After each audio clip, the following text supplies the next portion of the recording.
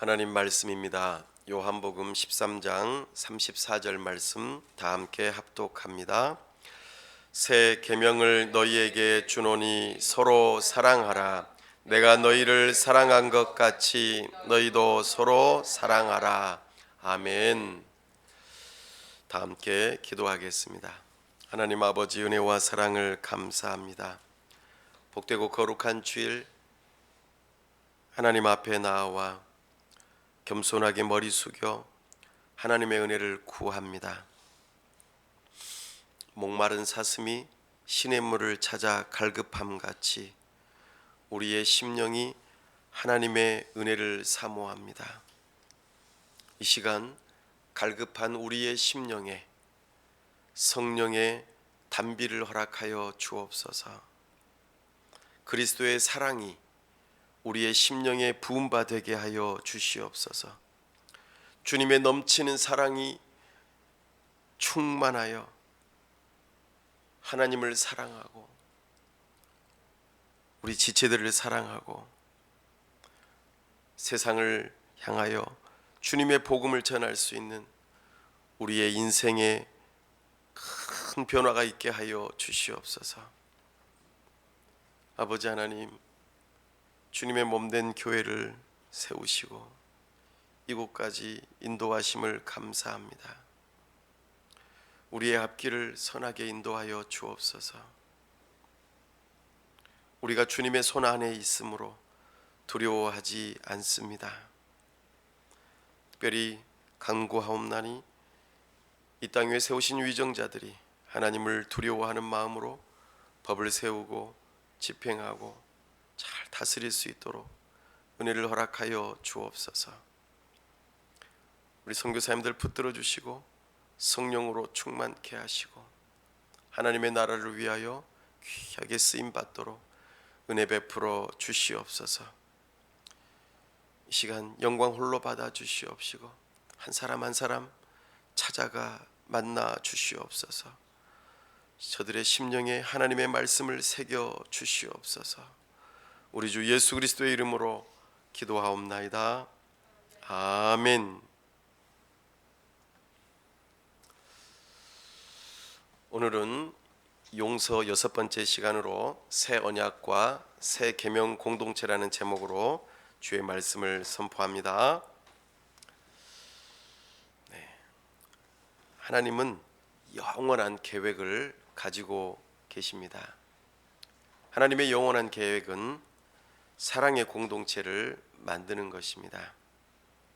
하나님께서 사랑이시기 때문에 성삼위 하나님께서 서로 사랑하시고 그 서로 사랑이 흘러넘쳐 창조로 우리에게 나타난 바 되었고 온 세상이 하나님의 사랑으로 충만하도록 그렇게 지으셨습니다. 비록 인간의 타락으로 말미암아 하나님의 영원한 계획이 좌절된 듯 하였지만 하나님의 섭리 가운데 그 뜻이 이루어지고 있다는 것입니다. 어떻게 그 뜻을 이루어가는가? 바로 그것이 오늘 설교의 핵심 내용입니다. 바로 언약입니다. 언약은 하나님의 영원한 계획을 이루는 구체적인 방식입니다. 언약은 마치 법과도 같습니다. 그래서 반드시 지켜야 하는 강제성을 가지고 있죠. 언약이라고 하는 것은 무엇이냐면 법적인 관계를 만드는 아주 공식적인 합의를 의미합니다. 너와 나 사이에 법적인 관계로서 서로 하나가 되어지는 특별한 관계를 맺는 것을 언약이라고 말합니다. 관계는 결혼 관계를 통하여서 부부가 되기도 하고 내가 직접 낳지는 않았지만 법적으로 아이를 입양하여 법적인 가족이 되게 하기도 하고 때로는 혈통적으로 출생하여 이 나라의 국적을 취득하는 그런 법적인 관계를 맺기도 하고 회사에서 근무하면서 고용주와 근로자로서의 법적인 관계를 맺기도 합니다. 뿐만 아니라 국가와 국가 사이에 서로 조약을 맺어서 법적으로서 서로 그 법을 지켜가는 과정 속에서 무역을 하거나 서로를 향하여서 침범하지 않고 서로를 존중하는 그런 관계들 말이죠. 거창하게 국가를 운운하지 않더라도 우리는 사소하게 이웃과의 관계 속에서도 그런 언약 관계가 될 수도 있습니다. 예를 들어 우리가 휴가를 가는데 개가 한 마리 있어요. 그렇다면 그 개를 데리고 가면 좋겠지만 데리고 가지 못할 때에 이웃집에게 부탁하는 거죠. 그러면 그 이웃집은 친하기 때문에 나의 개를 맡아주고 밥도 주고 잘 돌봐주고 우리가 돌아올 때까지 그 개를 지키는 그런 이야기를 한다고 해보았을 때 그냥 구두로 한 이야기일지 모르겠지만 이웃 간에 서로 작은 언약 관계가 형성된다는 것입니다. 이처럼 관계를 맺게 될 때에는 법적인 그런 성격을 가지고 있습니다. 우리가 서로 약속하면서 법적인 관계가 될 때에는 잘하면은 상을 받고 못하면 벌을 받는 그런 강제력이 있다는 것이죠. 그렇다면 예를 들어 우리 부모님과 자녀 사이에는 어떨까요? 어떤 법적인 관계를 맺고 있을까요? 그것은 구체적으로는 사랑으로 드러날 것인데 예를 들어 자녀가 부모님의 말씀을 잘 들으면은 그에 합당한 상을 줄 것이고 그렇지 않고 말을 듣지 않으면 징계를 행할 것입니다. 만약에 부모님인데 자녀를 징계하지 않고 그냥 내버려 둔다면 진정으로 사랑하는 관계가 아닐 것입니다. 이처럼 별로 특별하게 법적인 관계가 아닌 것처럼 보이는 부모와 자녀의 관계 속에서도 우리는 특별한 언약 관계가 되어 있다는 것입니다. 그래서 부모는 자녀를 향하여 양육에 대한 의무가 있고 반대로 자녀는 부모를 향하여 공경하고 순종해야 할 의무가 있는 것이죠. 이것이 되지 않을 때는 어떻습니까? 분노가 생겨나기도 하고 신뢰 관계가 깨지기도 하고 어떤 내가 누릴 수 있는 특권이 박탈되기도 하고 매우 아픈 일들이 일어날 것입니다. 부부 관계도 마찬가지죠. 부부가 그냥 서로 좋아하니까 같이 살자 해서 되는 게 부부가 아니죠. 부부는 결혼을 통하여서 언약 관계가 됩니다. 법적으로 부부가 되기 위해서 혼인 신고를 해야 돼요. 이 부부 사이의 친밀함은 합법적인 서약 안에서 이루어지는 것입니다. 오늘날 결혼 관계 속에서 많은 사람들이 그냥 결혼을 하지 않고 동거하면서 우리 좋아하니까 그냥 살자 같이 이렇게 하는 사람들이 많이 있습니다. 그리고 결혼식에서도 주례가 없이 그냥 서로가 그냥 좋으니까 서로가 언약을 맺는 그런 방식으로 언약을 맺습니다. 그러나 서로가 그 언약 관계를 깨뜨려 버리면은 금방 그 관계는 무너지고 맙니다. 하나님 앞에서 엄숙하게 언약하며 정말 하나님을 이름을 두고 맹세하면서 언약 관계를 잘 지키려는 이런 삶이 아니라 오늘날에는 그 하나님의 권위마저도 무너져서 그냥 서로가 좋으면은 그냥 같이 사는 거지 이렇게 하고 만다는 것입니다. 그러나 부부 사이에도 외도를 하게 되면 한눈을 팔게 되면은 이 부부 사이의 언약 관계는 깨지게 되고 이혼이라고 하는 큰 아픔이 찾아오고 마는 것입니다. 이 모든 관계 속에서는 법적인 관계가 효력을 발휘합니다. 강제성을 띠고 있다는 것입니다. 그래서 우리가 주택을 살 때에도 부동산을 거래할 때에도 우리는 그런 언약 관계를 맺게 되죠. 또 자동차를 구매할 때도 그렇고 회사에서 일할 때도 그렇고 모든 면에서 계약 관계 속에서 서로의 법적인 구속력을 가지고 관계를 맺어가는 삶을 살아간다는 것입니다. 이것은 단순하게 우리의 삶 속에서의 관계만을 말하지 않습니다. 성경에서도 이 모든 것들이 언약 관계에 이루어져 있다라고 말합니다. 이 성경은 우리가 무엇과 무엇으로 이루어졌다고 보통 말합니까? 구약과 신약으로 이루어졌다고 말합니다. 구약은 옛 언약입니다. 신약은 새 언약입니다. 이처럼 성경 안에도 언약이 가득 담겨 있기 때문에 대표적인 말로 구약, 신약 이렇게 표현하는 것입니다. 그래서 고대 세계의 구약 성경에서도 우리는 이것을 금방 찾아볼 수 있습니다. 예전에는 명예를 굉장히 중요하게 여겼기 때문에 항상 맹세하거나 언약 관계를 맺을 때에는 하나님의 이름을 걸고 언약을 맺었습니다. 여호와의 살아계심을 두고 내가 맹세하노니 내가 이러이러한 일을 할 것이다 라는 방식으로 자기 자신의 그 굳센 언약 관계를 표현하고 있습니다. 보통 맹세를 할 때에는 당사자들보다도 더 높은 권위 있는 사람이나 어떤 대상을 향하여서 이름을 걸고 맹세를 하도록 되어 있습니다. 왜냐하면 내가 만약에 그 언약 관계를 잘 지키면 상을 받고 그렇지 않으면 저주를 받게 될 것이라는 것을 그 언약 관계에다가 명시하기 때문입니다. 다시 말해서 언약 관계는 어떤 것을 전제로 하냐면 생명과 죽음이라고 하는 목숨을 건 언약 관계라는 것입니다.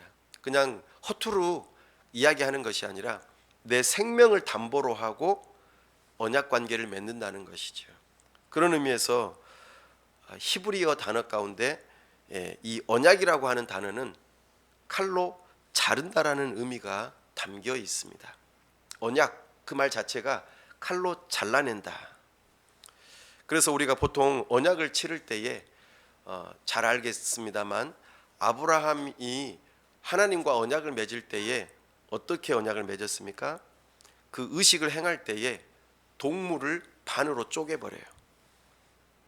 소를 반으로 쪼개고 양을 반으로 쪼개고 염소를 반으로 쪼개고 또 비둘기도 반으로 쪼개고. 왜 이렇게 반으로 쪼갤까요? 동물을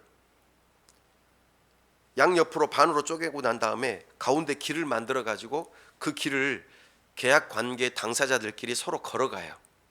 이것은 내가 이 언약이 얼마나 중요한지 생명을 걸고 지금 하는 것인데 만약에 지키지 않으면 이 양 옆에 있는 동물들처럼 내가 쪼개지게 될 것이다 라고 하는 그 의식을 행하는 것이 바로 이 언약에 담겨 있습니다.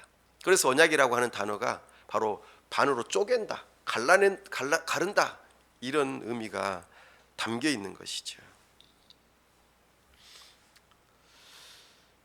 사실 이 언약 관계는 방금 말씀드렸던 아브라함이나 노아 이런 때보다도 훨씬 이전부터 언약이라는 것이 존재했었습니다. 언약이라고 하는 단어는 누가 처음으로 사용했냐면 바로 삼위 하나님께서 먼저 사용하셨습니다. 삼위 하나님께서 서로 언약 관계를 맺으셨어요. 성부, 성자, 성령 삼위 하나님은 서로를 향하여서 헌신하세요. 그리고 전적으로 사랑하세요. 서로의 언약 관계를 맺어서 이 사랑의 관계로 나타났다는 것입니다. 그러니까 삼위 하나님께서 서로 사랑하지 않으면 언약이 어떻게 되는 거예요? 깨지는 거예요. 그러나 삼위 하나님은 사랑이시기 때문에 사랑하지 않을 수가 없는 것이죠. 서로가 서로를 향하여서 사랑하는 그런 관계가 있다는 것입니다. 언제부터 이런 관계이셨을까요? 바로 이 세상이 시작되기 전부터 서로를 향하여서 언약 관계로서 그 언약이 구체적으로 실천되는 것이 뭐냐면 사랑이었어요. 그래서 삼위 하나님은 서로 사랑의 언약 관계로서 그 언약 관계를 펼쳐 보인 것이 창조라는 거예요. 그래서 온 세상은 전부 다 서로 사랑하는 관계가 되도록 그렇게 지으신 거죠. 특히 하나님의 형상을 따라 지음받은 누구? 우리 사람들이 서로 사랑하도록 그렇게 지음받은 존재라는 것이죠.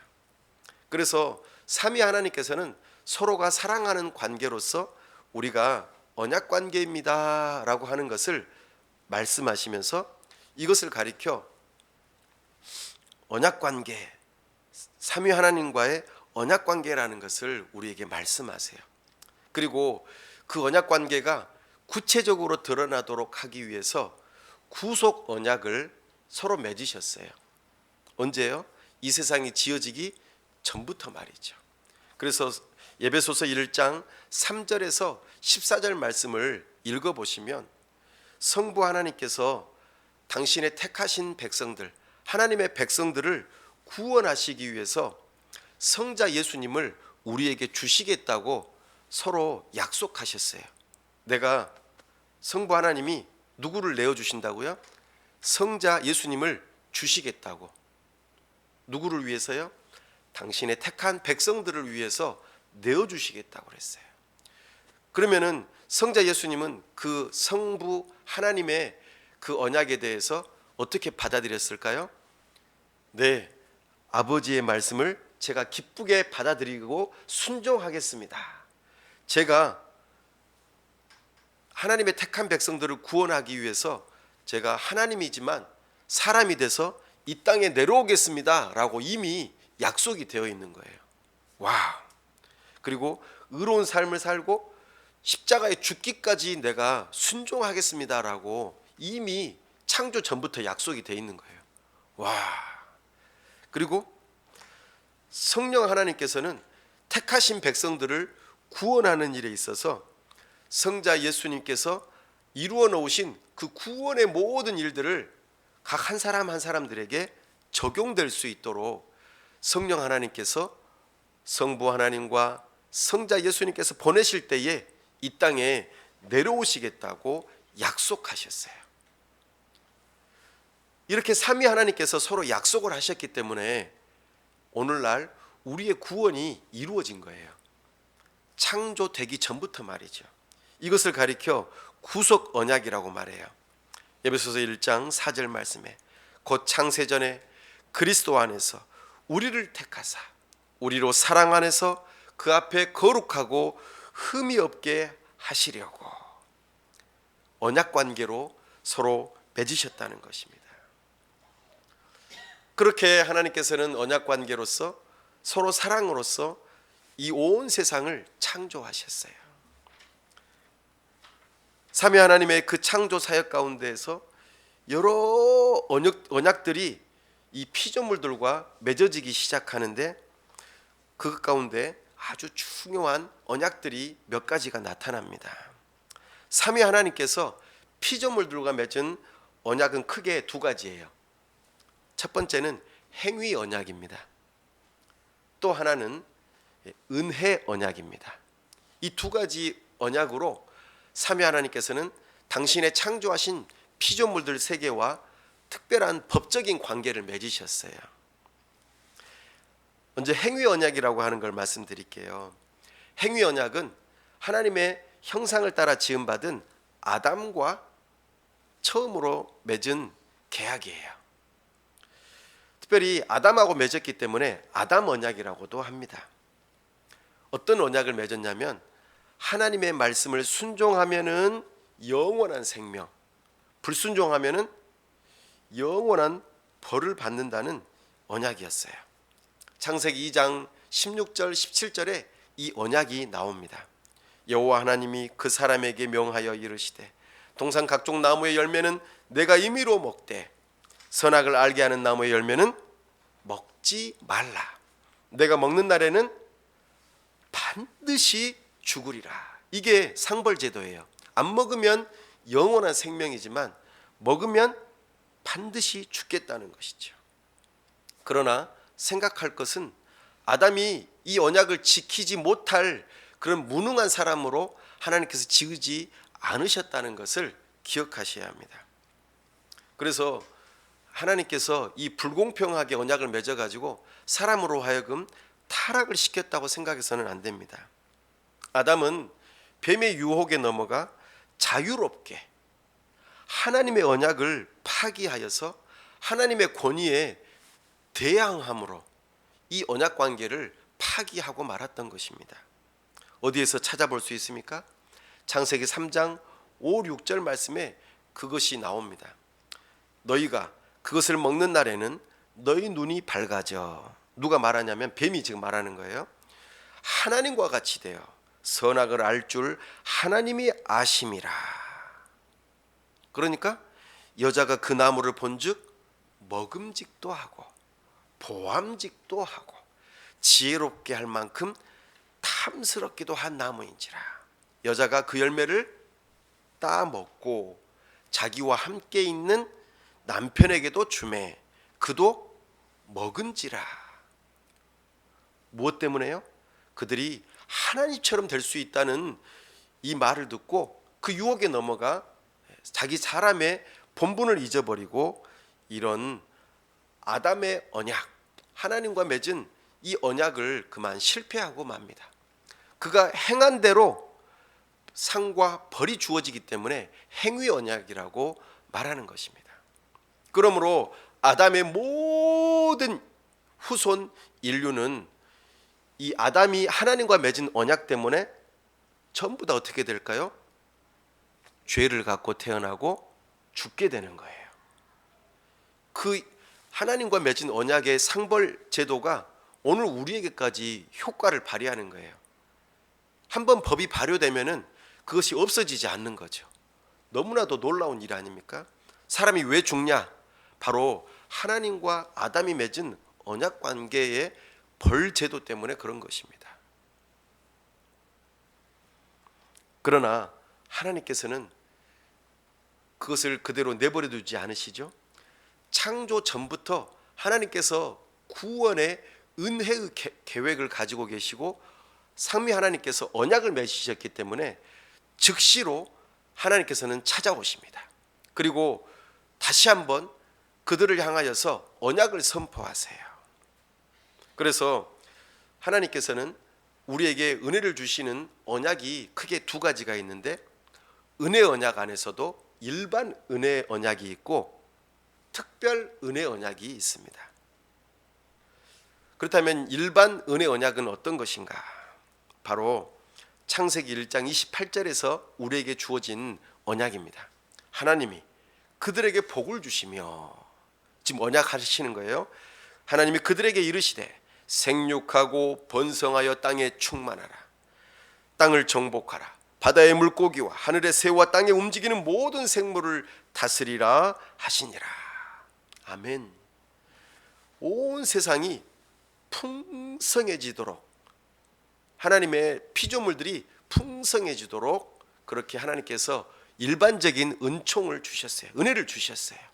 그래서 이 세상에서는 무언가가 태어나고 자라나고 성장해서 또 다른 무언가가 또 다시 태어나고 자라나고 성장하고 죽고 이런 일들이 반복되어서 계속해서 일어나는 이유가 하나님의 일반 은혜 때문에 가능한 것입니다. 하나님의 특별한 은혜가 이루어지기 위해서는 반드시 일반 은혜가 밑바탕이 되어야 합니다. 하나님께서 지으신 이 피조 세계가 보존되는 것을 약속하신 것이죠. 그리고 특별히 한 사람을 지으시고 그 사람을 통하여서 아내를 지으셔서 한 남자와 한 여자가 하나님의 형상을 가지고 결혼 언약 관계 속에서 가정을 이루어서 사랑의 언약 공동체가 되도록 그렇게 하나님께서는 그 일들을 이루어 가시는 거죠. 이것이 하나님의 일반적인 은혜 언약입니다. 그래서 하나님께서 아담을 통하여서 누구를 지으셨습니까? 하와를 지으셨어요. 하와가 이제 하나님과 함께 딴딴따단 딴딴따단 하고 결혼식장에 오니까 아담이 먼저 딱 있다가 하와를 보고는 뭐라고 그럽니까? 이는 내 뼈 중에 뼈요 내 살 중에 살이라. 이것을 남자에게서 취하였은즉 여자라 부르리라 하니라. 이게 최초의 결혼식입니다. 결혼 언약 관계예요. 이게 일반 은혜 언약입니다. 이렇게 한 남자와 한 여자가 부부가 되어지고 하나님 앞에서 언약을 맺어서 너는 나다, 너는 내 살 중에 살이요, 너는 내 뼈 중에 뼈다. 이것은 무슨 말이에요? 너는 나의 지체다, 당신은 나의 지체입니다, 내 몸입니다. 이 관계가 특별히 한 남자와 한 여자로서의 언약 관계라는 것을 말씀하고 있습니다. 이렇게 하나님께서 복을 주시고 언약 관계로서 놀라운 은혜를 주셨지만 아담이 또 하와가 범죄함으로 인해서 이 언약 관계가 깨지게 된 것이죠. 그리고 죄가 들어오고 형벌이 주어져서 정말 소망이 없는 죽게 되는 그런 일들이 일어났지만 하나님께서는 우리를 구원하시기 위해서 사람들을 계속해서 남겨놓기로 하셨어요. 근데 사람들은 어때요? 하나님의 뜻과는 반대되게 계속해서 죄가 정말 많아져 가지고 어떻게 돼요? 그릇에 가득 차서 넘치는 것처럼 온 세상에 죄가 가득했다고 말합니다. 그래서 하나님께서 너무나 슬퍼하면서 그 하나님의 눈물이 온 세상을 다 뒤덮죠. 그것이 바로 물로 하나님의 심판인 노아 홍수 심판이 일어나고 만 것입니다. 그러나 하나님께서는 온 세상을 다 쓸어버리고 새롭게 창조하신 것이 아니라 8명의 사람을 남겨놓죠. 누구입니까? 노아 가족입니다. 하나님의 일반 은혜를 또 구원의 은혜를 이루어 가시기 위해서 그들을 놔두시고 일반 은혜 언약을 갱신하십니다. 그래서 창세기 8장 17절 말씀에 처음에 창세기 1장 28절에서 주셨던 일반 은혜 언약을 다시 재갱신하시면서 유지시키시는 언약을 맺으십니다. 이렇게 말이죠. 너와 함께한 모든 혈육 있는 생물 곧 새와 가축과 땅에 기는 모든 것을 다 이끌어내라. 이것들이 땅에서 생육하고 땅에서 번성하리라 하시매. 노아의 방주에 탄 모든 생물들은 다 이 땅 위에서 번성하고 그리고 충만한 역사가 일어나도록 하나님의 일반 은혜 언약이 지속될 것을 약속해 주십니다. 그리고 특별히 우리 사람들의 생명을 지키기 위해서 하나님께서는 노아 언약 가운데에서 특별한 조항을 하나 더 챙겨주십니다. 그게 바로 뭐냐면 국가라고 하는 기관을 두시겠다 약속하십니다. 왜요? 인간의 생명을 보호하고 보존하기 위함입니다. 함부로 사람을 죽이면 안 된다. 왜냐하면 사람을 죽이면 너의 목숨을 내놓아야 돼. 그 일을 누가 주관하도록 만드셨어요? 국가라는 기관을 만드셨습니다. 그 언약이 창세기 9장 6절에 나옵니다. 다른 사람의 피를 흘리면 그 사람의 피도 흘릴 것이니 이는 하나님이 자기 형상대로 사람을 지으셨음이니라. 아멘. 이처럼 하나님께서는 일반 은혜 언약을 통하여서 온 세상이 유지되고 참으로 하나님의 특별한 은혜가 펼쳐질 수 있도록 마치 연극에서 무대를 만들어 놓는 그 역할로 일반 은혜 언약을 허락하셨습니다. 그리고 이제 하나님께서 하나님의 특별한 은혜 언약을 선포하시면서 그것을 구원으로 이루어지도록 하게 하시는데요. 비록 아담이 행위 언약을 파기하였지만 삼위 하나님께서 창조 전부터 세우신 영원한 구속 언약을 따라서 특별 은혜 언약을 선포하십니다. 창세기 3장 15절 뱀을 향하여 말씀하시죠. 내가 너로 여자와 원수가 되게 하고 내 후손도 여자의 후손과 원수가 되게 하리니 여자의 후손은 내 머리를 상하게 할 것이요 너는 그의 발꿈치를 상하게 할 것이니라 하시고, 아담의 실패 이후로 사람이 스스로 구원할 수 없는 상태에 이르게 되자 여자의 후손이 그 죄의 문제를 해결하실 수 있도록 이 놀라운 특별 은혜 언약을 선포하고 계시는 것입니다. 죄와 사망의 문제를 해결하시는 여자의 후손에 대한 약속, 그리고 그 여자의 후손과 또 뱀의 후손이 서로 싸우게 되는 그 예고를 언약을 통하여서 말씀하고 계십니다. 그러므로 하나님의 영원 전부터 세우셨던 구속 언약을 이제 선포하심과 더불어서 실행이 되도록 하나님께서는 여자의 후손들을 구별하여서 계속해서 낳고 하게 하신 것이죠. 아담과 하와 사이에서 가인과 아벨이 태어났는데 아벨은 죽게 되고 가인은 도망가 버리고, 그래서 소망이 없는 것처럼 보였지만 다시 하나님께서는 아담과 하와 사이에 셋이라고 하는 아들을 주시고 그 셋을 통하여서 경건한 여자의 후손을 계속해서 허락하시고 그 후손들 가운데에 바로 노아의 세 아들들이 태어나게 되고, 또 그 노아의 세 아들 가운데서도 특별히 셈이라고 하는 아들을 통하여서 누구를 예비하시냐면 바로 아브라함을 예비하십니다. 하나님께서는 아브라함을 선택하시고 그와 언약을 맺으십니다. 왜요? 바로 특별한 은혜 언약을 성취시키기 위해서, 여자의 후손을 주시기 위해서 언약을 맺으십니다. 창세기 12장 1절에서 3절에 그 내용이 나타납니다. 여호와께서 아브라함에게 이르시되 너는 너의 고향과 친척과 아버지의 집을 떠나 내가 내게 보여줄 땅으로 가라. 내가 너로 큰 민족을 이루고 내게 복을 주어 내 이름을 창대하게 하리니 너는 복이 될지라. 너를 축복하는 자에게는 내가 복을 내리고 너를 저주하는 자에게는 내가 저주하리니 땅의 모든 족속이 너로 말미암아 복을 얻을 것이라 하신지라. 아멘. 아브라함 언약을 통하여서 여자의 후손들이 이제 계속해서 아브라함의 후손을 통해서 오게 될 것이라고 약속하시죠. 이 언약으로 하나님께서는 부르시고 그 다음 창세기 15장 5절과 6절에서는 그 언약이 어떤 식으로 이루어지는지 분명하게 가르쳐 주십니다.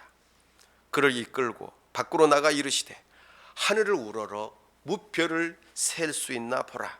또 그에게 이르시되 내 자손이 이와 같이 되리라. 아브라함이 여호와를 믿으니 여호와께서 이를 그의 의로 여기시고. 아멘.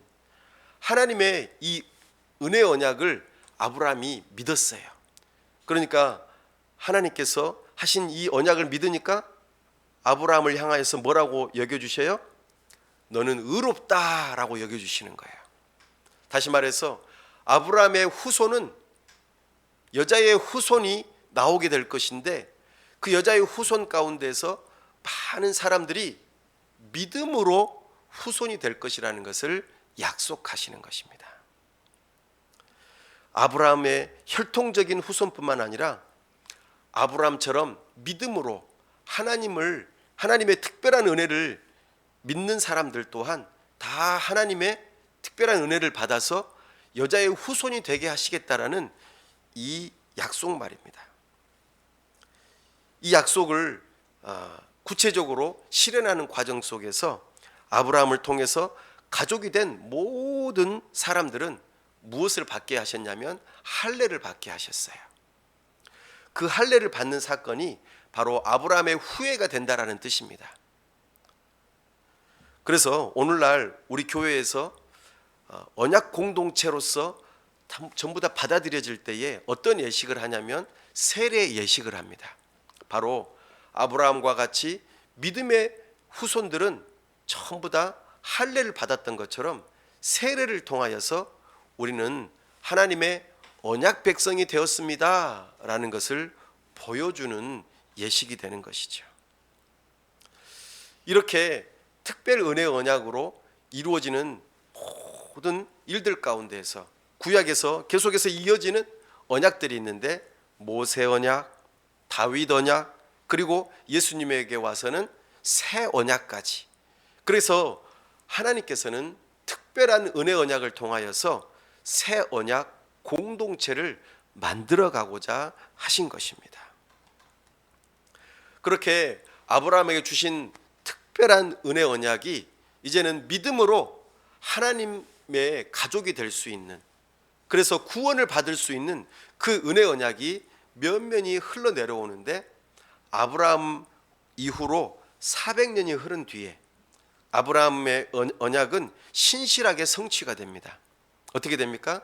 아브라함의 후손들이 한 민족을 이루게 되고, 또 그들이 애굽 땅에서 노예가 되었다가 하나님의 은혜로 탈출하면서 하나님께서 아브라함에게 약속하셨던 가나안 땅으로 가게 되죠. 그리고 거기에서 나라를 이루게 됩니다. 이것이 하나님께서 이루시고자 하는 언약이었고, 그 일들을 다 이루시는 모습을 우리에게 보여줍니다. 그 여정 가운데에서 아브라함의 후손들이 이스라엘 민족으로서 이제 애굽 땅에서 나와서 가나안 땅으로 가는 중간에 어디에 이르게 되냐면 시내산에 이르게 됩니다. 그때에 하나님께서 모세에게 언약을 다시 한번 갱신시켜 주세요. 이 언약이 바로 특별한 은혜 언약도 하나 있는데, 모세와 맺었다 해서 모세 언약이라고 합니다. 시내산에서 맺었기 때문에 시내산 언약이라고도 하죠. 근데 놀라운 것은 바로 이 언약의 체결 가운데에서 아브라함에게 주셨던 그 은혜 언약이 고스란히 그대로 오기는 오지만 특별한 모습으로 나타납니다. 그것이 무엇이냐면 우리가 잘 아는 바로 십계명입니다. 출애굽기 19장 3절에서 6절 말씀에 이 대목이 나옵니다. 모세가 하나님 앞에 올라가니 여호와께서 산에서 그를 불러 말씀하시되, 너는 이같이 야곱의 집에 말하고 이스라엘 자손들에게 말하라. 내가 애굽 사람에겐 어떻게 행하였음과 내가 어떻게 독수리 날개로 너희를 업어 내게로 인도하였음을 너희가 보았느니라. 세계가 다 내게 속하였나니 너희가 내 말을 잘 듣고 내 언약을 지키면 너희는 모든 민족 중에서 내 소유가 되겠고, 너희가 내게 대하여 제사장 나라가 되며 거룩한 백성이 되리라. 너는 이 말을 이스라엘 자손에게 전할지니라. 아멘. 이것이 모세 언약의 시작점입니다. 그래서 하나님께서는 이스라엘 공동체를 특별히 부르셔서 하나님 나라를 이루어가고 사랑의 공동체를 이루어가는 데 있어서 모델 나라로 만드셨어요. 그런데 이 모델 나라가 하나님의 말씀대로 하나님의 언약 가운데서 하나님의 말씀을 잘 순종해야 되는데 잘 순종했습니까? 이 모델 나라가 하나님의 말씀에 제대로 순종하지 않았어요. 순종을 하면은 하나님의 약속하신 그 땅에서 견고하게 오랫동안 계속해서 살면서 하나님의 나라를 이루어가게 된다고 하셨지만, 이스라엘 백성들은 하나님의 말씀을 계속해서 어기고 불순종합니다. 결국에는 상벌 제도에 의해서 그 가나안 땅에서 나라를 이루지만 결국에는 쫓겨나 이방 나라의 노예로 또 팔려가고 맙니다. 그것이 구약의 역사입니다. 그래서 이 모세 언약을 다른 말로 뭐라고 그러냐면 옛 언약, 구약이라고 말해요. 하나님께서는 모세를 통하여서 이스라엘 나라 가운데 하나님의 언약을 선포하시고 그것을 구체적으로 이루어 가시는 일로 십계명을 주시면서, 이게 너희들은 언약 공동체로서 이 십계명을 잘 지키는, 계명을 잘 지켜서 사랑의 공동체를 이루어라 라고 특별하게 말씀을 주셨다는 거예요. 근데 안 되는 거예요. 이방 다른 나라에서는 없는 너무나도 특별한 이 언약 공동체요, 계명 공동체였는데 이 일들을 제대로 이루지 못하게 되고 만다라는 것입니다. 그 일로 인하여 그들은 쫓겨나고 그리고 포로 신세가 되고 또 다시 되돌아오게 됩니다. 왜요?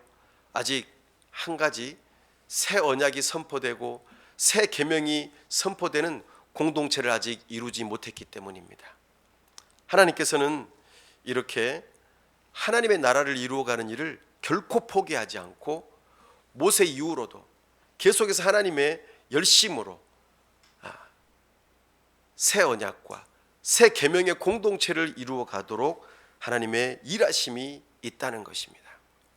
이처럼 옛 계명과 옛 언약과 옛 계명으로 구약에서 공동체가 이루어졌다면 신약에서는 새 언약과 새 계명으로 공동체가 이루어지도록 하기 위해서 우리 하나님께서 하나님의 영원한 구속 언약을 따라서 바로 예수님을 이 땅에 보내주십니다.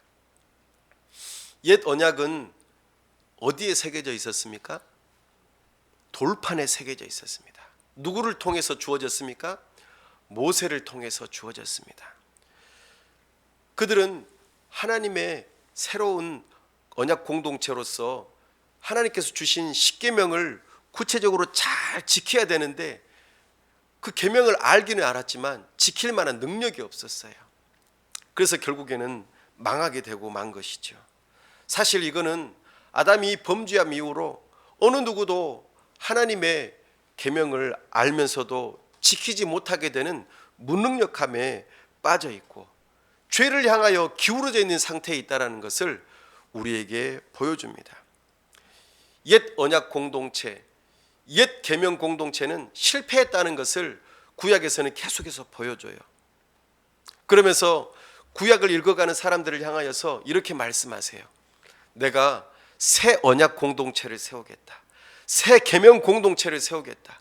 그래서 진짜로 그들을 통하여서 하나님의 사랑 공동체를 이루겠다라고 말씀하시는 것입니다.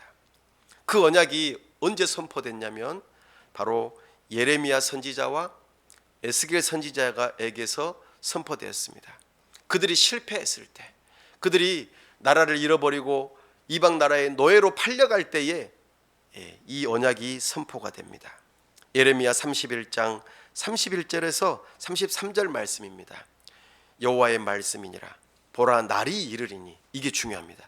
날이 이르리니, 새 언약이 선포되는 날이 이르리니 내가 이스라엘 집과 유다 집에 새 언약을 맺으리라. 그때가 언제일까요? 이 언약은 내가 그들의 조상들의 손을 잡고 애굽 땅에서 인도하여 내던 날에 맺은 것과 같지 아니할 것은 옛 언약을 말하죠. 내가 그들의 남편이 되었어도 그들이 내 언약을 깨뜨렸음이라. 여호와의 말씀이니라. 그러나 그날 후에 내가 이스라엘 집과 맺을 언약은 이러하니 곧 내가 나의 법을 그들의 속에 두며 마음에 두며 그들의 마음에 기록하여 나는 그들의 하나님이 되고 그들은 내 백성이 될 것이라. 여호와의 말씀이니라. 아멘. 이제 옛 언약 공동체와 옛 계명의 공동체가 바뀌어서 새 언약과 새 계명의 공동체가 되게 할 것인데 그렇게 될 때가 있다. 그때에는 나의 언약과 나의 계명이 선포되고 새겨지게 될 일이 있게 될 것인데 어떻게 해요? 그들의 마음속에 계명이 새겨지게 될 것이다. 그리고 이제는 지킬 수 있게 될 것이다 라고 약속해 줍니다. 바로 이것이 새 언약 공동체요, 새 계명 공동체라는 것입니다. 그것이 언제 체결됐을까요? 바로 오늘 우리가 읽었던 본문입니다. 일단은 먼저 누가복음 22장 20절에서는 그것이 이렇게 소개됩니다. 저녁 먹은 후에 예수님께서 잡히시는 그날 밤 제자들과 함께 마지막 최후의 만찬을 하시고 난 다음에 하신 이야기예요. 잔도 그와 같이 하여 이르시되 이 잔은 내 피로 세우는 새 언약이니 곧 너희를 위하여 붓는 것이라. 예수님께서 그 새 언약의 당사자가 되시는 거예요. 당신의 물과 피를 우리를 위하여 다 쏟으시는 그 일을 위하여, 당신의 몸이 십자가에 못 박혀 죽으시는 그 일을 통하여서 새 언약 공동체를 세우시겠다고 지금 선포하고 계시는 것입니다. 새 언약의 중재자이신 예수님께서 바로 그 먼 옛날 창세기 3장 15절에서 약속하셨던 그 여자의 후손으로서 우리에게 오신 예수 그리스도라는 것입니다. 우리의 영원한 대제사장으로서 성육신하셔서 하나님을 통하여서 영원한 중재자가 되시고 아담이 실패했던 그 행위 언약을 이제는 특별한 은혜 언약으로 당신의 몸과 피를 다 쏟아 부으시는 십자가의 죽으심으로 죄의 문제를 해결하시고 새 언약 공동체를 이루시겠다고 선포하신 것입니다. 그리고 그 일이 현재적으로 실현된 게 언제일까요? 바로 지난주에 우리가 들었던 바로 성령 하나님의 강림 사건입니다. 예수님 승천하시고 난 다음에 10일 지나서 오순절이 되었을 때에 성령 하나님께서 급하고 강한 바람과 같이 성령 하나님의 임재를 간절히 간구하던 바로 그 예수님의 제자들에게 임재하시고 그들은 새 언약 백성이 되었다 그 말입니다. 그리고 그들의 마음 깊은 곳에 사랑이신 그 성령 하나님께서 하나님의 말씀을 새겨 놓으셨어요. 사도행전 2장 1절에서 4절 말씀입니다. 오순절 날이 이르매 그들이 다 같이 한 곳에 모였더니 호련히 하늘로부터 급하고 강한 바람 같은 소리가 있어 그들이 앉은 온 집에 가득하며 마치 불의 혀처럼 갈라지는 것들이 그들에게 보여 각 사람 위에 하나씩 임하여 있더니 그들이 다 성령으로 충만함을 받고 성령이 말하게 하심을 따라 다른 언어들로 말하기를 시작하니라. 사랑하는 여러분, 이렇게 새 언약과 새 계명 공동체가 성령 강림 사건으로 인하여서 이루어지게 되었다는 것입니다. 과거의 이스라엘 백성들이 모세 언약을 통하여 맺고 옛 언약을 가지고 의의 열매를 맺는 일에 있어서 실패했지만 우리 성령 하나님께서 일하심으로 참으로 우리 주 예수 그리스도께서 죄의 문제를 해결하시고 우리를 구원하시는 일을 행하실 뿐만 아니라 이제는 새 언약을 맺으시고 우리의 마음판에 그 새 계명을 새겨 놓으시면서 이제는 우리가 새로운 공동체가 되도록 하게 하셨다 이 말씀입니다. 사랑하는 여러분, 아브라함이 하나님의 언약을 믿음으로 의롭게 된 것처럼 이렇게 예수님께서 우리의 죄를 대신하여 죽으시고 우리의 죄의 문제를 해결하실 뿐만 아니라 하나님의 영원한 새 언약, 새 계명 공동체, 하나님의 백성으로 만드신다는 이 언약을 믿는 자들에게 하나님께서는 성령을 선물로 주시고 우리를 구원하시겠다고 약속하셨습니다. 이 약속을 믿으십니까? 그렇다면 여러분들은 새 언약 백성이요 새 계명 공동체로서 부름받은 것입니다. 그렇게 세례를 받는 것이 바로 오늘날 우리 교회에서 당신은 이제 새 언약 공동체가 되었습니다. 우리는 한 지체가 되었습니다. 하나님 나라의 한 식구가 되었습니다. 이제 우리는 하나님의 계명을 따라 성령 하나님께서 우리의 마음판에 새겨주신 십계명, 구약에서는 지킬 수 없었지만 이제는 지킬 수 있도록 성령 하나님께서 우리에게 능력을 주시겠다고 약속하십니다. 오직 성령이 너희에게 임하시면 너희가 권능을 받고 예루살렘과 온 유대와 사마리아와 땅끝까지 이르러 내 증인이 되리라. 우리 주 예수 그리스도의 십자가의 복음을 증거하는 것, 하나님의 사랑을 증거하는 것, 이것이 바로 권능입니다. 뿐만 아니라 내가 나의 지체된 사람을 사랑하는 것, 우리 교회 바깥에 있는 사람들에게 복음을 전하고 그들을 진심으로 사랑하는 것, 바로 이것이 성령의 능력입니다. 권능이 막 특별하게 다른 사람을, 죽은 사람을 살려내고 병든 사람을 고쳐내고 이런 일도 또 나타날 수 있지만 진정한 성령의 능력은 예수님께서 주님이신 것을, 예수님께서 우리의 죄의 문제를 해결하셨다는 것을 드러내놓고 전도하는 것이 진정한 권능입니다. 그리고 오늘 말씀에서와 같이 예수님께서 내가 너희를 뭐 한 것 같이? 사랑한 것 같이, 내가 너희를 위하여 내어준 것과 같이 서로 사랑하는 것, 바로 이것이 성령의 권능이라고 우리에게 말씀하고 있는 것입니다. 사랑하는 여러분, 이 은혜가 저와 우리에게 있기를 원합니다. 우리 주님께서는 이 놀라운 언약을 영원 전부터 맺으시고 삼위 하나님께서 맺으시고 그 언약 관계를 계속해서 역사 가운데서 펼쳐 가시면서 궁극적으로 2000년 전에 이 일들을 이루어 놓으셨어요. 그리고 2000년 후에 오늘 우리에게 이 언약 관계가 있다라는 것을 들려주십니다. 그러므로 여러분들에게 이 믿음이 있다면 여러분들은 정말 주님의 새 언약 공동체로서 교회 안에서 특별히 사랑으로 두 가지 일을 나타낼 수 있기를 바랍니다. 첫 번째는 뭐냐면 하나님을 사랑하실 수 있기를 바랍니다.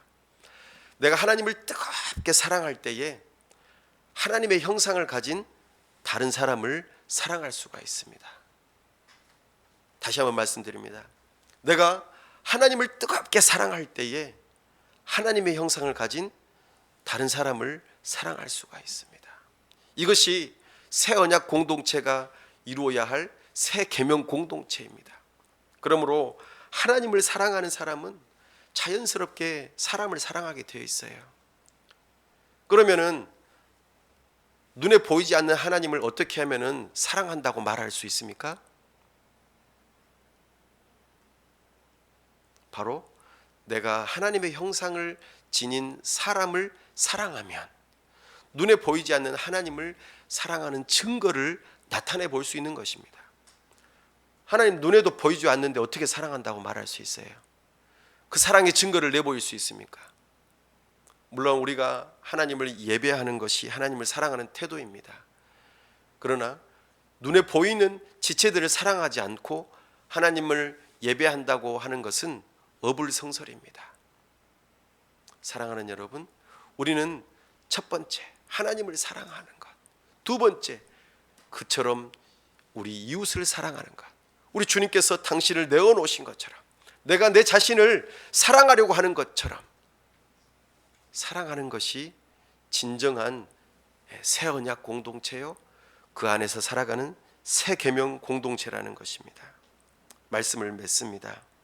사랑은 여기 있으니 우리가 하나님을 사랑한 것이 아니요 하나님이 우리를 사랑하사 우리 죄를 속하기 위하여 화목제물로 그 아들을 보내셨습니다. 아멘. 사랑하는 여러분, 하나님께서는 우리를 새 언약 공동체로 부르셨습니다. 여러분은 그 예수님을 믿는다는 믿음으로 세례를 받으실 때에 언약하시지 않으셨습니까? 그렇다면 여러분은 제일 먼저 해야 할 일은 하나님을 사랑하셔야 합니다. 오늘 주일 예배뿐만 아니라 주중에도 삶의 예배를 드리면서 하나님을 사랑하셔야 합니다. 하나님의 말씀을 가까이 하십시오. 하나님께 기도하십시오. 그리고 그렇게 하나님을 사랑하는 것처럼 나의 가족을 또 나의 교회 지체들을 사랑과 선행을 격려하면서 돌아보시고 모이기에 힘쓰시고 만나기에 힘쓰십시오. 그리고 그 사랑이 흘러넘쳐서 내가 나를 사랑하려고 하는 것처럼 예수님께서 우리를 위하여 내어주신 바 된 그 사랑이 있는 것처럼 성령의 권능을 가지고 그 사랑의 새 계명을 가지고 이웃들에게 복음을 전하십시오. 이것이 새 계명을 따라 살아가는 삶의 모습입니다.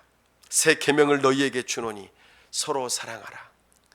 내가 너희를 사랑한 것 같이 너희도 서로 사랑하라. 사랑은 서로 해야 하는 것입니다. 특별히 성령 하나님께서 우리에게 물 붓듯이 부어질 때에 이 일이 가능했던 것처럼 우리는 날마다 성령의 충만을 간구해야 합니다. 우리는 이 물에, 이 컵에 물이 가득 담겨 있을 때에 마실 수 있잖아요. 근데 마시고 나면 어떻게 됩니까? 소멸되잖아요. 성령 하나님께서 우리와 함께 계시긴 하지만 충만하기 위해서는 반드시 하나님께 성령의 충만을 간구해야 돼요. 하나님의 말씀을 가까이 하고 기도할 때에 이런 일들이 가능합니다. 그리고 문 영혼들을 향한 긍휼의 마음을 가지고 복음을 전할 수 있고 내가 먹고 있는 것을 다른 사람들한테도 나누어 주고 싶은 마음이 생겨납니다. 이것이 바로 우리 주님께서 원하셨던 사랑의 공동체입니다. 사랑하는 여러분, 이 세상은 정말로 점점 더 어두워져 가고 있습니다. 왜냐하면 사랑이 식어지고 있기 때문입니다. 외로운 사람들이 얼마나 많은지 모르겠어요. 돈은 많은데 외로워요. 그러니까 사람들이 어떻게 합니까? 그 가지고 있는 돈을 가지고 진짜 사랑이 아닌 것을 찾아가서 자기의 돈을 쓰고 사랑을 달라고 요구해요. 그것이 미디어일 수도 있고 불륜일 수도 있고 또 다른 어떤 다른 악한 모습일 수 있습니다. 사람들이 돈은 있으니까 마약을 구해서 내가 거기에서 사랑을 구하는 거죠. 이 괴로운, 사랑이 없어서 너무나 괴로운, 너무나도 척박한 이 땅, 너무나 점점 어두워져가는 이곳에서 살기가 너무나 힘들어서 결국에는 자살하고 말지 않습니까?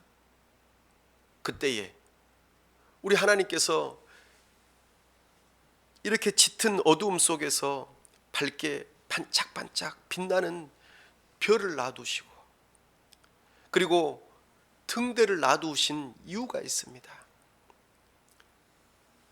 정말 갈 길을 몰라 방황하는 그 영혼들을 향하여서 엄청나게 밝은 조명탄이 많이 필요하지 않아요. 등대 하나만 있으면 됩니다. 오늘 우리 교회를 향하여서 너희는 나와 새 언약을 맺은 공동체다. 그리고 새 계명을 따라서 그 사랑의 빛을 비추는 등대와 같다. 이 세상 가운데서 사랑을 갈구하고 어두움 가운데서 길을 잃고 헤매는 그들에게 너희가 빛이 되어줘야 되지 않겠니? 그러려면 어떻게 해야 됩니까? 우리가 하나님을 뜨겁게 사랑해야 됩니다. 그리고 우리가 서로 사랑해야 합니다. 나아가 그 사랑을 세상 사람들한테 전해주어야 합니다. 보여줘야 돼요. 그래야만 사람들이 이 어두운 세상 가운데서도 저 등대가 있구나, 저 밝은 별빛이 있구나, 너무나도 아름답다, 내가 살아볼 만한 이유가 있구나 하고 나아오지 않겠습니까? 오늘 그 일로 우리를 부르셨습니다. 이 일에 아멘으로 응답하시고 새 언약 공동체로서 새 계명을 따라 살아가는 하나님의 백성들이 다 되실 수 있기를 간절히 바랍니다.